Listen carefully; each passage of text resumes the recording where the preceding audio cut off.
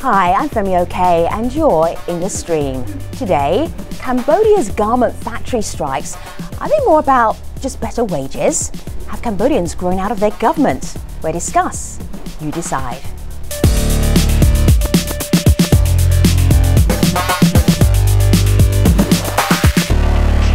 So you say garment workers strike, Milika Bilal, digital producer. People immediately jump to a conclusion and start tweeting us about their conclusion. Yes, it is a hot button phrase, and of course everyone wants to get involved in that, but others are saying there is much more to that, and we're actually hearing from Cambodians on the ground. Very good. Which I love that. So I want to play this video comment from one such person and have a listen. I'm very hopeful for Cambodian futures. At this moment, Cambodian people are exercising their right, and they realize that the power is in their hand, and they have people like youths, farmers, civil servants, trade union, garment workers have expressed their desire for change in the public, and the message has been put out very clear that the status quo must be changed. So there is always a reason to be hopeful. That's the view from on the ground, but of course we want to hear from those of you at home. Tweet us your questions and comments with hashtag AJStream. And there are many ways for you to join our stream community, join in today's conversation even. One of the very easiest ways is via video. So log on to stream.aljazeera.com. That is where I am right now. Doing the video is really easy. So you can do it either on your computer or even on your smartphone as well. If your phone is super smart, just press the button, you follow those 3 easy steps. And this is a great place to leave a comment, a question, and you too could be in the stream. I'm Kashish Prapyani. I'm a documentary photographer and I'm in the stream. Deadly factory strikes, mass demonstrations and a contested election.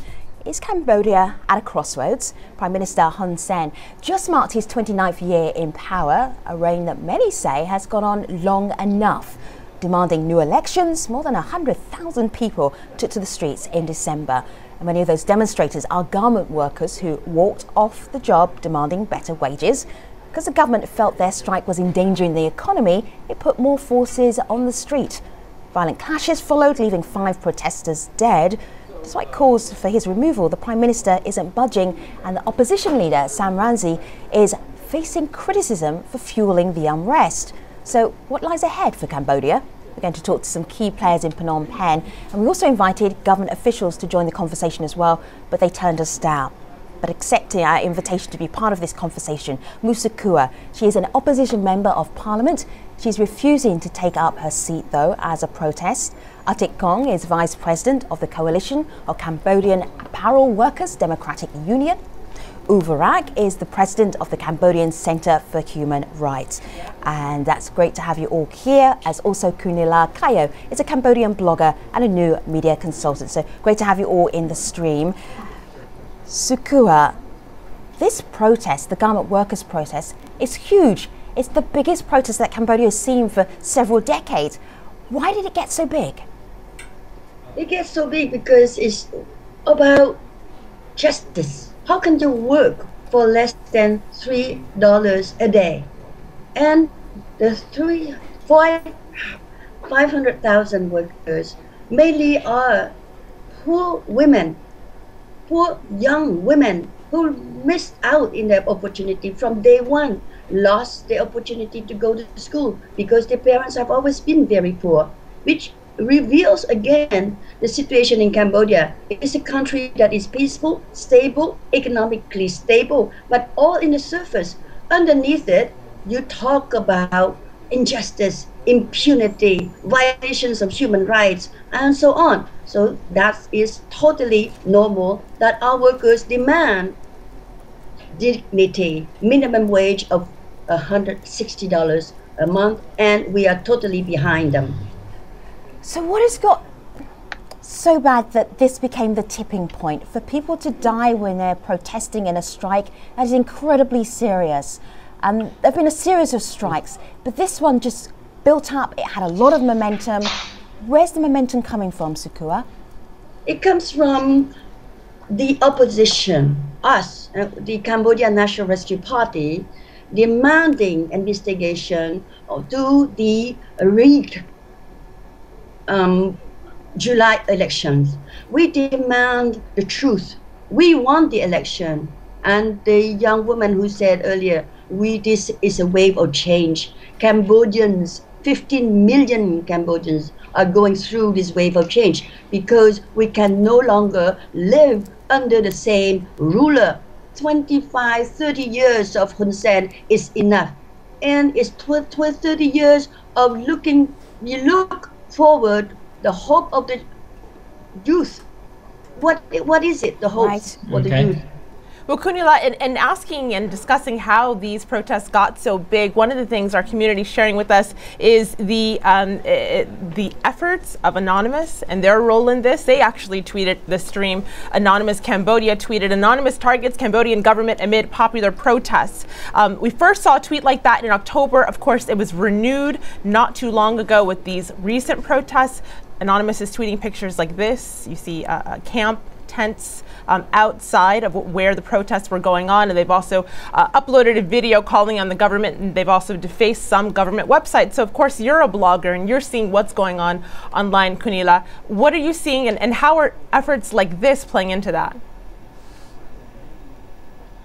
Well, actually, it goes to show that citizens are doing something to contribute to access of information, because that sort of information is not easily accessible where, through broadcast media like television, something like that. So I think that more and more people are becoming active in contributing to, like I said, the access to information, and these people now are taking the internet to show their disappointment, unsatisfaction, and of course bringing things to light.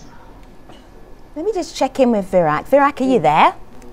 Yes, I am. Okay, yes, I can hear you. Very good. So you've been listening to part of this conversation, and I really wanted to get our audience to have a sense of why did these protests get so big, from your point of view? Well, I think there's a general discontent among the Cambodian public. You have to understand that that Hun Sen came into power in about 3 decades ago. In fact, more than 50% of the population are born after Hun Sen came to power. They know nothing else but him. No other rulers but himself and the Cambodian ruling party, Cambodian People's Party. But more importantly, I think there's just widespread corruptions, gross violations of human rights, particularly when land rights and homes are being destroyed. People are being evicted from their homes. You have issues of deforestation, so indigenous people who depend on the forest, for example, their livelihood has been affected directly. Many of these direct violations of the rights of the people, I think, contribute to many of the discontents. But also, as I mentioned, Cambodia is a country full of young populations. More than 50% of the populations, even with the voting age, is between 18 and 35. Most of them, as I said, do not know any other rulers. So Virak, how does that give you that sense of unrest with young people? Can you give us a sense of what the atmosphere would be like in Cambodia with so many young people? Would it be fair to say maybe about a third of the population? I'm going to actually share that with Kunila, because Virak has just popped out there for a moment. Not to do anything in particular, just we lost him with a connection to Cambodia. So Kunila, because there are so many young people in Cambodia, I think about a third of the population. What does that mean in terms of the atmosphere? What are young people wanting? Do you feel yourself as part of a big group pushing for something? Well, first of all, I agree with Mr. Virak that Cambodia is a very, very young country. There are more there are more young people in this country, of course, between 18 and 35 years old. And during the past elections that took place in July 2013, we saw more and more young people who were actively participating in electoral campaigns, who were expressing their concern about the future of this country. And this thing has never happened before, has never taken place before in Cambodian history. Lots of young people took to the streets to show their support for any political party that they support. And this means a lot because, you know, these young people are the future of this country, and they should have a say in what the country should, in the direction of this country. Right. Did you go out on the street yourself, Kunala? Did you go protesting? I went out on the streets. Yeah. I went out on the streets to observe the campaigns because I see myself as a blogger, sort of as a citizen journalist. So I went out to observe all the, not all, of course, some of the electoral campaigns that happened in Phnom Penh. Suku, I want to go to you. Really, no. I want to go to you actually with this tweet and hear what you have to say, because we're hearing the discontent on the streets, and some people have a reasoning behind that. Diana tweets in, civil society in Cambodia, the movement has been calling for change for a long time. Diana says it's only the government who has refused to listen. So she puts the blame on the government, but others are saying, well, what is the opposition doing? Well, you know, you really could not avoid being part of that fever for change. And for until now, since the election, which is last July, this one word, there's only one word in everybody's mouth, which is change. Pro, pro, pro. And they flash the number seven fingers, which is the number for the opposition party. We are the hope. And actually the symbol of hope, which is the sun, and the name of the party itself is a name of hope, which is the Cambodian National Rescue Party, Sangkruh Chir. Because rescue, why? Definitely talk about rescue our youth, employment for our youth, education for our youth, healthcare, free healthcare, justice for our youth, and our farmland. We are a country of farmers, and justice is about holding on to land, because land is life. So we talked about, and for a long time the opposition was divided. Until now, there is only one united opposition with hope, with the sun. Suku, I'm just going to ask you to take a breath, because we do have Varak, and I don't know how long we're going to have him for. Varak, you heard Suku there. It sounded like the opposition have all the answers. What's your take on that? Well, I think the government has been pretty horrible in the past 3 decades, but also it got out of hand in the past 5 years, particularly in the previous election when they won a landslide majority. 90 seats out of 123 seats that give them pretty much the mandates they felt to do just about anything that they're pleased, that they want. And that's including gross violations of people's rights, including evicting people from their homes. There's widespread continuing corruption. We're one of the most corrupt countries in the world. But also, more importantly, I felt the government, including Hun Sen himself, felt that he's above everything, that including giving the sense of invincibility, the untouchability. And right before the election, Hun Sen decided that he doesn't even need to campaign, that basically the whole thing could just be based on his so-called good names, and he felt that he can basically guarantee equal amount of success. And I think that was a huge miscalculation, to say the least. But also he's out of touch of the younger populations, who he probably has no idea what they want. And I think that was a huge mistake. But is the opposition is the answers? I think there's a lot of hope with the opposition. It's full of energy, particularly when. Hello. Thank you, Vera. Well, the opposition is full of energies, I would have to say, but I think, given how bad the government has always been, I think there's a huge opportunity for success for the opposition. But although having said that, my biggest concern is actually when the opposition felt that they actually had to play the race politics, which is just fueling this anti-Vietnamese sentiment, something that I felt was Virak, not I'm not going to let you get away with that sentence without explaining it to us who are outside of Cambodia. Race politics, where does that fit in? Cambodian people generally has a sour, bitter history with Vietnam. I think there's a long histories of antagonism. There's a long history of conflicts. Most of them are true. Some of them are actually being created by politicians to galvanize nationalist sentiments among the Cambodian people. But also in general, I think we have we have negative image, negative views of the Vietnamese people, also not just the Vietnamese government, nor the history, but there's a lot of negative views of the Vietnamese people. The opposition has been playing that, I think, but to be fair to some extent to the opposition, the anti-Vietnamese sentiment has been in Cambodians political staple for the past many decades.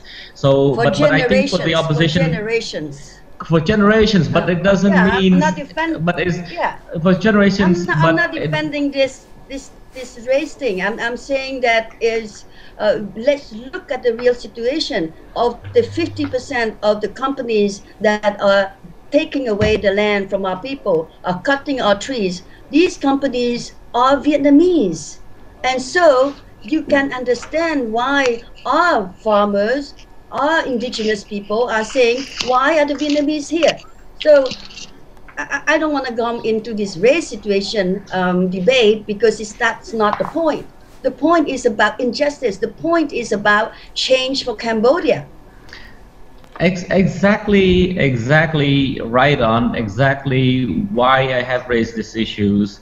I think was one thing for the populations to be angry, particularly given that this government has and continue to give economic land concessions to Vietnamese owned companies, as well as to Chinese owned companies, as well as to Korean, as well as to many other countries. But also, China is a main culprit in the economic land concessions that has led to the violations of people's rights. So for us, particularly for the leadership of the opposition, the hope of the future, to play it, to blur the lines between where the government's failure, which is basically a lot of corrupt practice in allowing deforestation, for example, how that is related to Vietnam or Vietnamese people. I think to blur that is such a convenience and privilege we cannot afford.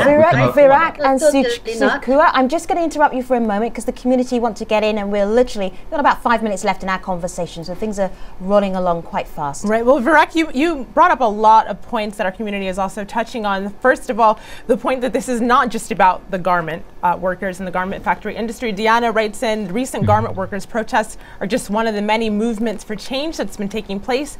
She continues, from the garment worker right to living wage, anti-eviction protests, which you mentioned, to political and electoral reform. So Sukua, Agela says, for now, Sam, and she's speaking of opposition leader Sam Rainsy, she says he seems the only capable candidate to lead Cambodia.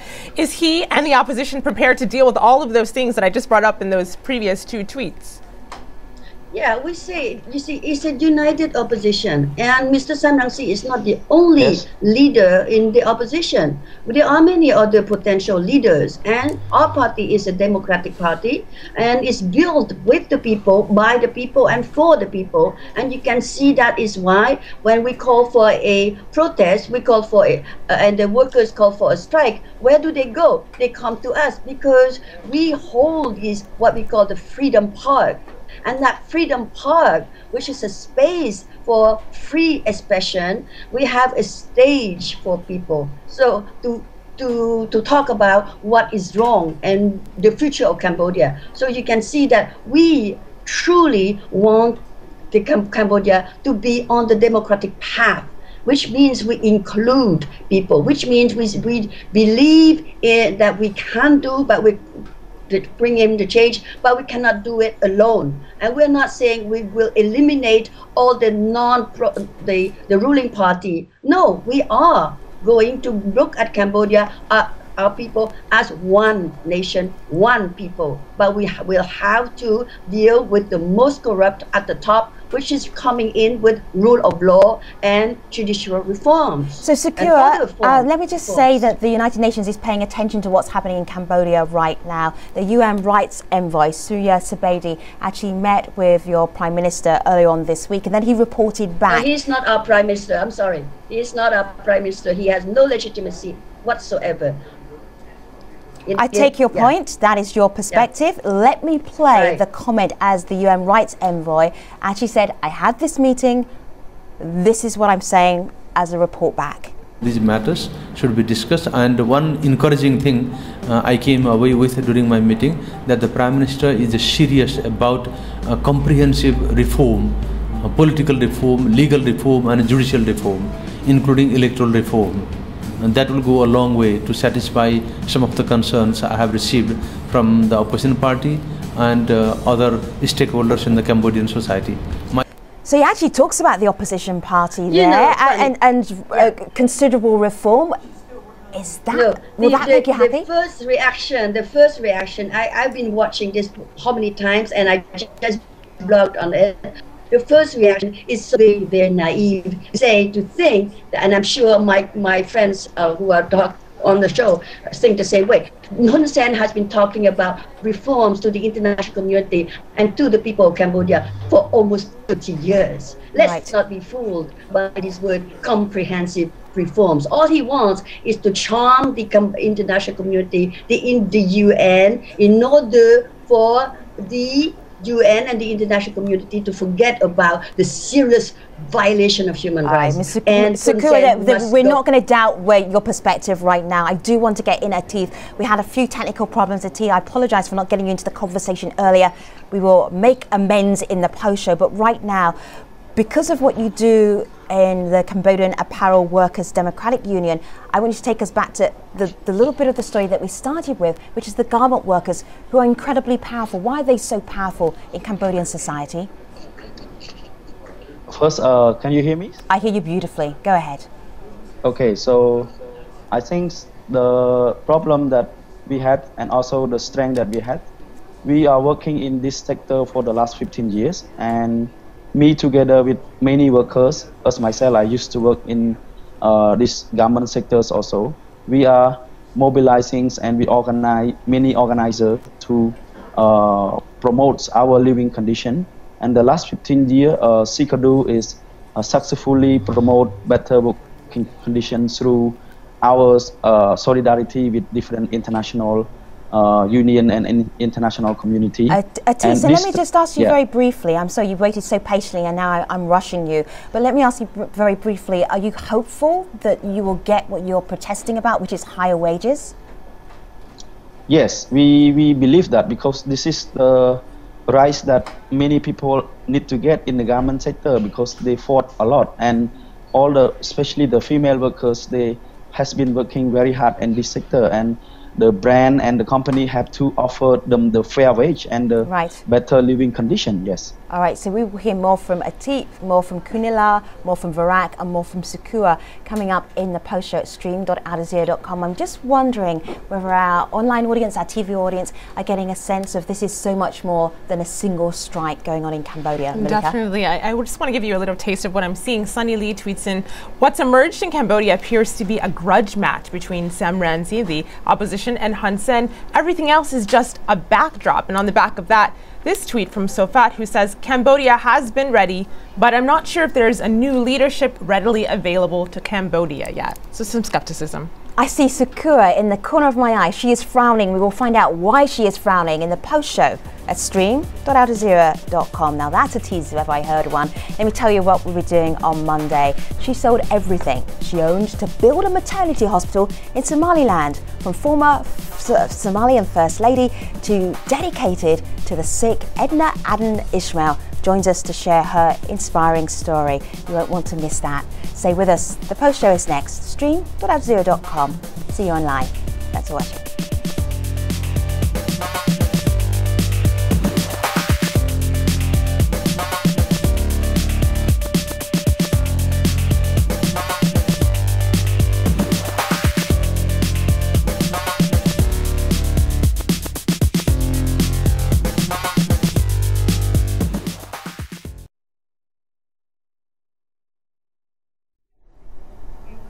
Hello again. We are back with the AJ Stream post show. We're talking about Cambodians. They're demanding better living standards, but who is going to give it to them? With us, we have Cambodian opposition activist Musakua, union leader Atik Kong, human rights advocate Uvarak, and blogger Kunila Ko. So it's great to have you all back here in the stream. Thanks for bearing with us for our various technical issues. We've still managed to have the conversation. The conversation continues.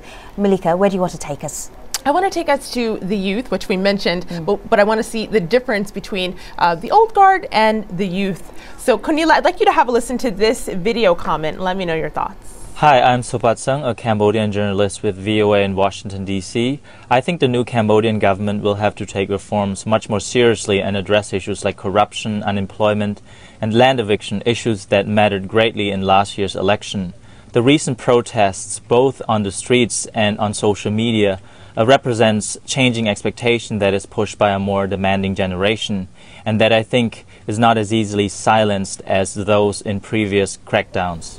So, Kunila, would you describe yourself as one member of that demanding generation, as we just heard in the video comment? And even if you're not, what are your thoughts on them? Of course, I am one of these people who really demand better for Cambodia, and thanks to Pat for sending the video. Actually, he actually hit the nail. A lot of young people, of course, took to the streets, also the internet, to express their concerns and to demand reform within the government. And of course, some of them do appreciate some things that the current government is doing that I don't want to mention at the moment, but I just want to go back to the current situation of this country. So I see this emerging young energy that we didn't see during the election, the previous one before the 2013 elections, and suddenly these young people pop up on the streets and said that they wanted this country to see better future.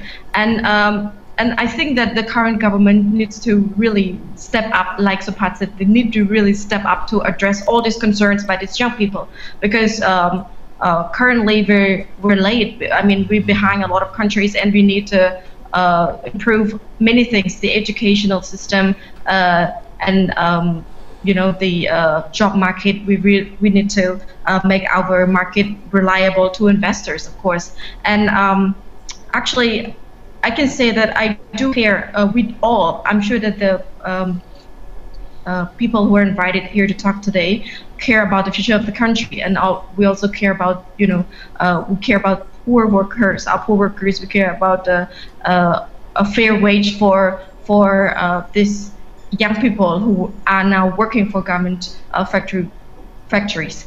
But at the same time, we also should look at from the perspective of investors. Like, if we continue doing protests all this while, what will these investors think? Will they leave the country? Will they make will this make all these government factory workers, young people, worse off than they currently are? So that's actually my concern, that whenever we take action, we should also look at every angle. Right. Let me just bring back in Atik, because we didn't hear much from him in the main show, and I know he was sitting very patiently. A lot of our audience were concerned about Western clothing manufacturers and maybe the responsibility they have to make sure that the workers that you represent, Atik, are paid fairly. Would you say that it's not just about your current administration, it's also about overseas big corporations too?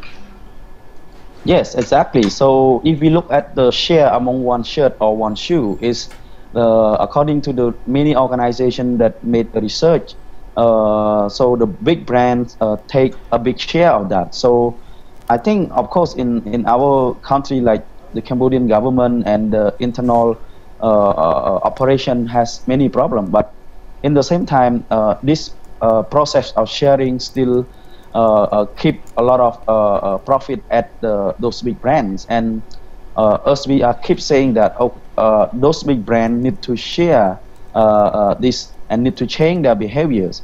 And all the time we face with the problem of if the Cambodian has increased higher wage, this brand will leave. But my challenge debate is worker has been working in the garment for almost 15 years, and how much do they save? And do we need to keep this garment worker to continue in this exploitation situation, or we need some other sector, or we need to receive this pressure all the time for poor garment workers? Yeah. Well, Atit, you know, when we posted that we were doing the show, we posted the topic of the show on our Facebook page. I pulled it up here. Underneath, the majority of the comments that we received were about the garment industry. And many people were saying something along the lines of, we need a boycott in the West of these companies. Mike Bender says, if we stop buying their products, it would help the cause. What are your thoughts on that, and the role that those of us in Western countries have to play? I think this is very good question. It's also many hundred questions like this asking me in the past 4 or 5 or 6 years. I think we always say, if we stop buying, worker will lose the job, and if we stop buying, there is a problem. But I think from time to time, and especially at this moment, we need to put strong pressure to all this brand, and the boycott is one of that. I think we can have many tactics to put pressure on this company, which is real, not only threatening by saying the real, which is, of course, people can boycott in some percentage to some company if they are really bad, if they are really kill people, for instance, like Cambodia currently. So one of that is the last strategy we should to put pressure on this company. Otherwise, they never going to change. Like at the moment, we are working with many NGO and consumer to send a message to them. If all these brands keep doing the same behaviors, and for instance, like in Bangladesh, now in Cambodia, so we don't want to see all this world garment exploitation anymore. So we have to do something. I'm not sure only boycott, but boycott is one of the strong thing that we need to test, and we need to show that. Let me just ask you this, because we've actually got to show you something on the screen. I'm going to describe it to you in case you can't see it. Prime Minister Hussein said that there was no money for workers. I can't read it because my eyesight is terrible, but our audience can read it there. So basically he was saying there's no money right now, there might be some money later. How do you respond to that, just quickly? I think if refer to the big brand, if you look at mini brand, of course they do have a lot of profit. Money is there, I think, and for the worker is at the moment they are taking that high pressures also, that if you don't work, you don't have money. But that is the immediate problem. The long-term problem is worker need to build the decent wage for their own and for their family, I think. Right. Yes. All right, so Sukua, thank you for waiting. I know you wanted to jump in much earlier. What did you want to add? I want to say that it's a $5.5 billion business for the garment sector and the shoe factory sector. Don't say there is no money. There's plenty of money. And where do they go if they want to leave Cambodia? Go to Bangladesh? Go to Vietnam? Go where else? No, I think the real issue is that we have to put pressure for these brands to acknowledge that workers cannot work with their blood on their shirts, and you don't want to wear these shirts with their blood. But we also want to be positive by saying, okay, this brand, this shirt is made with a living wage, so let's be positive, right, rather than just being negative. All right, I want to end the show. Right, I want to end the show on a positive note. Sukua, you mentioned positive. I want to end the show on a positive note because I'm curious to know what will happen next. What do you want to happen next? Talking about some positivity. This seems to be in a very an impasse, let's say. So the current administration saying they don't have money. Government workers and other workers are out on strike. Now what? No, the point is, we have always been very hopeful. Otherwise, we would not be taking the street every day.